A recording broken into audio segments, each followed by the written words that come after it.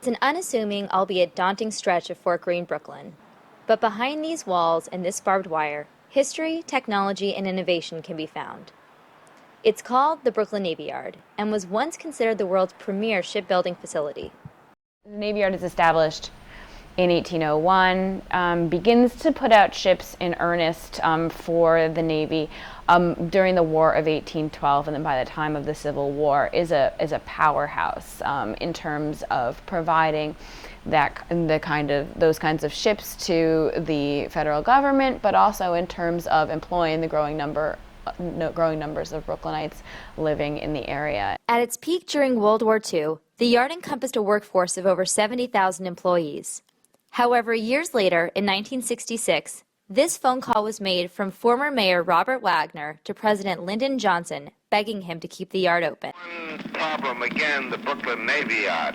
Is it possible, Mr. President, that we could say that we talked to you and... Bob, I don't know. I'll tell you what that story is. Yeah. They're going to be about half those yards closed. They don't know which ones. Right. They're running a cost accounting study on them, which is going to be out the early part of the year. I can't be hearing every installation. What I've tried to do is refer every one of them to McNamara. When Brooklyn Navy Yard closed down in 1966, it's worth pointing out that 9,000 people lost their jobs. They're federally, their federal jobs, which is, I think, intricately tied to the decline of Fort Greene at the time.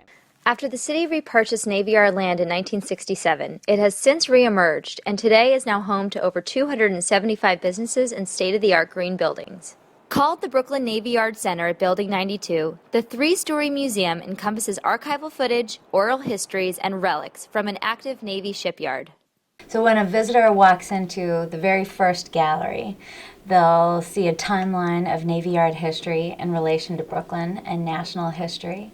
And above the timeline, they'll see another type of timeline, which is a frieze of ships that have been launched and constructed at the Yard over 165 years. Built with $25 million in public money, the museum has been billed as a bridge between the once heavily fortified naval hub and the surrounding neighborhoods that have seen generations pass without a glimpse behind the gates.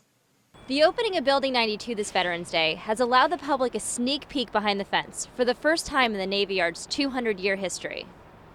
And from sight to sound, At the Brooklyn Navy Yard, dawn to dusk and back to dawn again.